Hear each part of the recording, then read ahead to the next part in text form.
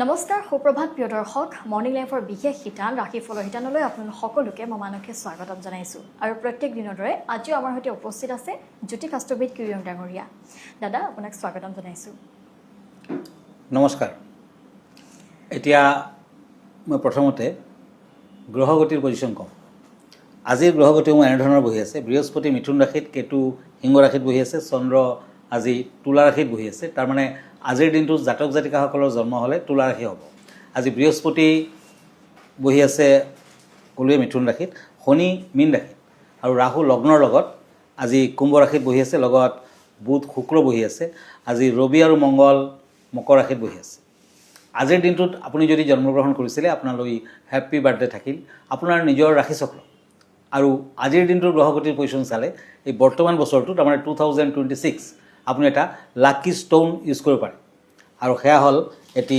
Ruby কাঞ্জম Ruby এই Ruby ৰত্নটো আপুনি তামেৰে বনাই ৰিং ফিংগাৰত পিন্ধক দেওবাৰ দিনটো পালন কৰক সদায় সূৰ্য প্ৰণাম কৰক নিশ্চয় শুভ ফল লভিব ধন্যবাদ এতিয়া আহিছোঁ আজিৰ দিনটোৰ ৰাশিফললৈ প্ৰথমতে মই মেঘ ৰাশিৰ ফলাফল ক'ম পেণ্টাকুলছ এণ্ড পেজ অফ শ্ব'ৰ্টছ এই দুখন কাৰ্ড মতে যিসকলৰ এৰিছ আজি বিভিন্ন প্ৰসংগই আপোনাক আমনি দিব পাৰে বিদ্যাৰ ক্ষেত্ৰত সফলতা আহিব আজি বন্ধু বান্ধৱৰ লগত মন খুলি কথা ক'ব পাৰে কিন্তু মেইন কথা মূল কথাটো মানে ব্যক্ত নকৰিব আজিৰ দিনটো দান ধ্যান কৰক গ্ৰীণ কালাৰ ইউজ কৰক আনলাকি কালাৰ হ'ব ক্ৰীম কালাৰ এতিয়া হওক বৃষ ৰাশিলৈ টৰাছ শ্বৰ্টছ এণ্ড কাপছ এই দুখন কাৰ্ড বৃষ ৰাশিসকলৰ বাবে টৰাছ আজি কৰ্মস্থানত শুভ যোগ আৰ্থিকত মধ্যম ফল ঘৰত আলহীৰ আগমন মন আনন্দিত হ'ব বিদ্যাত চিন্তা থাকিব প্ৰেমত শুভ ফল আজি ৰেড কালাৰ লাকি ব্লু কালাৰ আনলাকি এতিয়া আহিছোঁ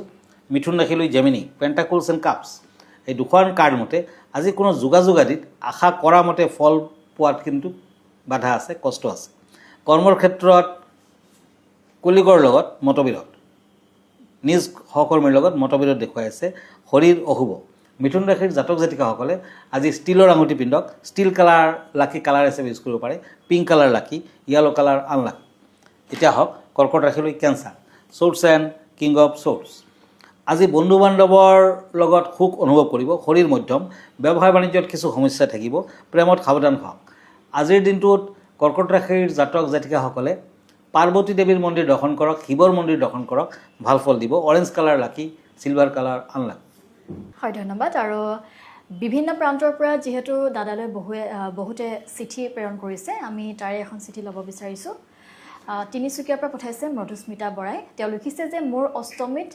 অষ্টমত বৃহস্পতি বহি আছে কিবা অশুভ ফল প্ৰদান কৰিব নেকি এই বিষয়ে জনাব কিছুমান বিশেষ কাৰণ নাথাকিলে সাধাৰণতে কিন্তু অষ্টমত বৃহস্পতি বহাটো বেয়া আৰু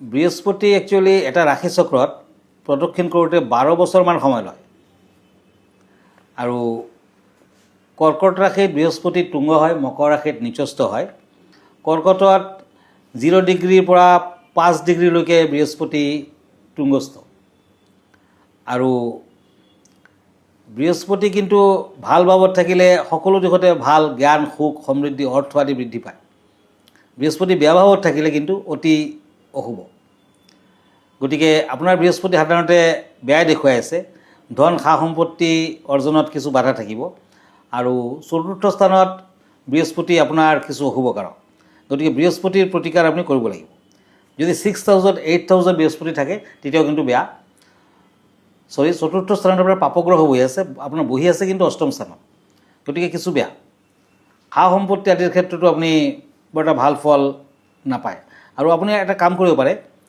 এটি পোখৰাজ পিন্ধক নতুবা প্ৰত্যেক সা সম্পত্তি লাভৰ ক্ষেত্ৰতো কিন্তু আপোনাৰ বাধা থাকিব এটা ভাল পোখৰাজ পিন্ধক নোৱাৰিলে টপাজ পিন্ধক নোৱাৰিলে সোণৰ আঙুঠি হ'লেও এটা সোঁহাতৰ তৰ্জনীত পিন্ধক আৰু বৃহস্পতিবাৰ দিনটো সদায় পালন কৰক বৃহস্পতিবাৰ দিনটো আপুনি বগা চন্দনৰ ফ্ৰুট ল'ব বৃহস্পতিবাৰ দিনটোত আপুনি দুখীয়া ল'ৰা ছোৱালীক য়েলো কালাৰ ফ্ৰুটছ খাব দিব নিশ্চয় ফল আহিব ধন্যবাদ হয় ধন্যবাদ নিশ্চয় আপুনি উপকৃত হ'ব আৰু আমি ৰাশিফলৰ পৰৱৰ্তী শিতানসমূহলৈ যাম এতিয়া সময় হৈছে এটা চমু বিৰতিৰ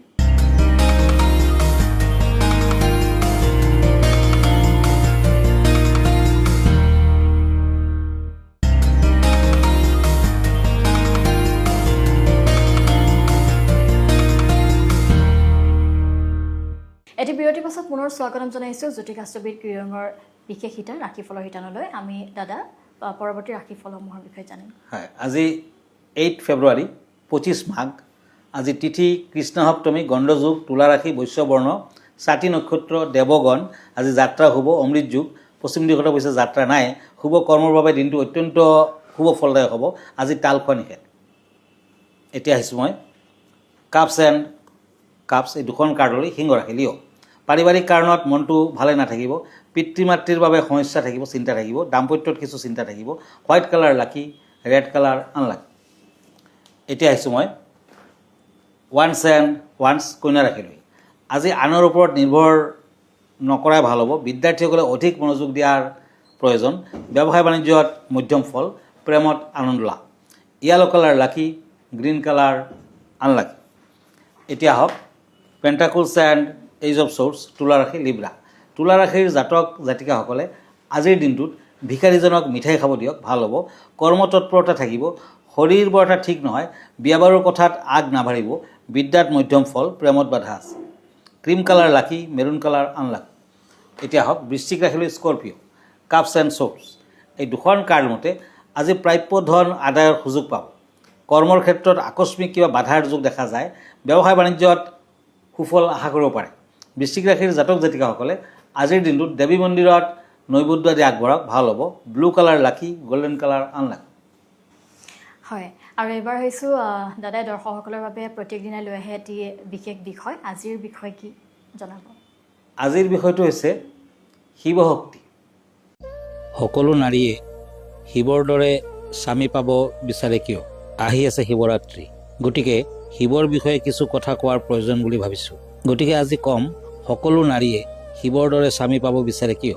নাৰীক আটাইতকৈ মৰম, স্নেহ, আদৰ আৰু সন্মান কৰা দেৱতা হ'ল শিৱ, যিয়ে কেতিয়াও কোনো নাৰীৰ প্ৰতি অসন্মান কৰা নাই আৰু আনে কৰিলেও তেওঁক ৰেহাই দিয়া নাই। শিৱই নিজৰ পত্নীক অত্যন্ত মৰম আৰু শ্ৰদ্ধা কৰিছিল। সতীয়ে দেহত্যাগ কৰাৰ পাছত তেওঁৰ দেহ কান্ধত লৈ ঘূৰি ফুৰিছিল। সৃষ্টিত হাহাকাৰ লাগিছিল। বিষ্ণুৱে জগতৰ ৰক্ষাৰ্থে সুদৰ্শন চক্ৰেৰে সতীৰ দেহ কাটি কাটি শিৱৰ কান্ধৰ পৰা আঁতৰাই পেলাইছিল। সতীৰ দেহ আঁতৰি যোৱাৰ পাছত ধ্যানত বহিছিলে শিৱ। সতীৰ অবিহনে সৃষ্টি যেন অসম্ভৱ। সতীয়ে পৰ্বতৰাজ হিমালয়ৰ গৃহত পাৰ্বতী ৰূপে জন্মগ্ৰহণ কৰিছিল আৰু পাছত তেওঁক বিয়া কৰাইছিল। পুৰাণত বৰ্ণনা কৰা এই কাহিনীয়ে জনমানসত খুব সুন্দৰ প্ৰভাৱ পেলায়, যাৰ বাবে সকলো নাৰীয়ে শিৱৰ দৰে আদৰ যতন কৰা স্বামী পোৱাৰ কামনা কৰে। জনমে মৰণে তুমিয়ে মোৰ বুলি কোৱা কথাষাৰৰ সাৰ্থক উদাহৰণ হ'ল এই শিৱ আৰু পাৰ্বতীৰ কাহিনী। শিৱৰাত্ৰিত শিৱক আৰাধনা কৰিলে মানুহৰ মনোকামনা পূৰ্ণ হয়। শিৱ হ'ল সহজে তুষ্ট হোৱা ভগৱান। অনাদি অনন্ত শিৱক বেলপাত এখিলা দি আৰাধনা কৰিলেও সন্তুষ্ট হয়। তথাপিও শিৱৰাত্ৰিত শিৱৰ পৰা বৰ লাভৰ বাবে আপোনালোকে দুটামান কাম কৰিব পাৰে। শিৱ মন্দিৰত গাখীৰ আৰু গংগা জলেৰে অভিষেক কৰিব নাপাহৰিব। শিৱ মন্দিৰত শিৱৰাত্ৰিৰ দিনা ৰাতিৰ প্ৰথম প্ৰহৰৰ পৰা চতুৰ্থ প্ৰহৰলৈ 108টাকৈ বেলপাত দি অভিষেক কৰিব। শিৱৰাত্ৰিৰ দিনা নিৰ্জলা উপবাসে থকাৰ বাবে চেষ্টা কৰক। শিৱৰাত্ৰিৰ দিনা শিৱলিংগত ৰূপৰ সৰ্প এটা দান কৰক। সেইদিনাখন শিৱ বাবাৰ ওচৰত যিকোনো ৰুদ্ৰাক্ষৰ মালা এডাল আগবঢ়াওক আৰু ওম নম শিৱায় বুলি 108বাৰমান জপ কৰক। আপোনাৰ মনৰ কামনা পূৰণ হ'ব। ধন্যবাদ। এতিয়া আমি পৰৱৰ্তী ৰাশিফলসমূহৰ বিষয়ে আকৌ জানিব বিচাৰিম। হয়, এতিয়া ওৱান্স এণ্ড হেংমেন, ধনু ৰাশি, চেটেৰিয়াছ। প্ৰিয়জনৰ বাবে মনত সন্দেহ থাকিব। বন্ধুৰ পৰা সহায় সহানুভূতি লাভ। ঘৰুৱাত মধ্যম ফল, প্ৰেমত বিয়া বাৰুৰ যুগ। Purple colour lucky, white colour unlucky. Shorts and shorts, মকৰ ৰাশি, কেপ্ৰিকৰ্ণ। আজি কৰ্মৰ ক্ষেত্ৰত স্থান পৰিৱৰ্তন। আজি আৰ্থিক যোগাযোগ আদিত উপকৃত হ'ব পাৰে। সামাজিক কৰ্মত ব্যস্ততা বৃদ্ধি। আজিৰ দিনটোত ব্লেক কালাৰ লাকি, পিংক কালাৰ আনলাকি। দিনটোত দান ধ্যান কৰক। এতিয়া আহক কুম্ভ ৰাশিলৈ, পেণ্টাকলছ এণ্ড পেণ্টাকলছ। কুম্ভ ৰাশিৰ জাতক জাতিকাসকলৰ আজি ব্যৱসায় বাণিজ্যত সমস্যা থাকিব। খৰচাৰ মাত্ৰা বৃদ্ধি পাব। বিদ্যাৰ অৱশ্যে উৎসাহ বৃদ্ধি। সন্তানৰ প্ৰতি গুৰুত্ব দিয়ক।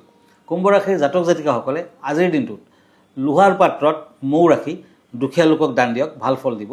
চিলভাৰ কালাৰ লাকি, গ্ৰীণ কালাৰ আনলাকি। মীন ৰাশি, শ্বৰ্টছ এণ্ড চেৰিয়ট। এই দুখন কাৰ্ড মতে শৰীৰত আঘাত পাব পাৰে, চলা ফুৰাত সাৱধান হওক। মাতৃৰ প্ৰতি চিন্তা থাকিব ঘৰুৱাত মধ্যম ফল বিদ্যাত শুভ ফল গোল্ডেন কালাৰ লাকি ব্লেক কালাৰ আনলাকি হয় ধন্যবাদ জনাইছোঁ আৰু এনেধৰণৰ বিভিন্ন সমস্যাৰ সমাধানৰ বাবে আপোনালোকে জ্যোতিকাষ্টবী কিৰণ ডাঙৰীয়াক যোগাযোগ কৰিব পাৰে তেওঁৰ পল্টন বজাৰ স্থিত চেম্বাৰতো আপুনি যাব পাৰে দাদা আপোনাৰ ঠিকনাটো জনাই দিব হয় মন কৰিব প্ৰতি ছানডেত ৰাতি 10টামান বজাত মই প্ৰাগ নিউজত লাইভ প্ৰগ্ৰামত থাকোঁ আপুনিও প্ৰগ্ৰামটোত অংশগ্ৰহণ কৰিব পাৰে আৰু আপুনি যদি ব্যক্তিগতভাৱে মোৰ চেম্বাৰলৈ আহিব খুজিছে তেতিয়া আমাৰ ঠিকনা এষ্ট্ৰলজাৰ কিৰো য়াং Ratnakuber gems and jewellery Manipuri Basti Guwahati 7 phone নম্বৰটো হ'ল 8822911171 আৰু এটা নম্বৰ হ'ল 9957421212 আমাৰ ইমেইল এড্ৰেছটো হ'ল kiroyangastrologer@kiroyang.com ধন্যবাদ নমস্কাৰ আৰু ইয়াৰ লগে লগে মই মানসী ৰাখিফুলৰ শিতানৰ পৰা বিদায় লৈছোঁ ধন্যবাদ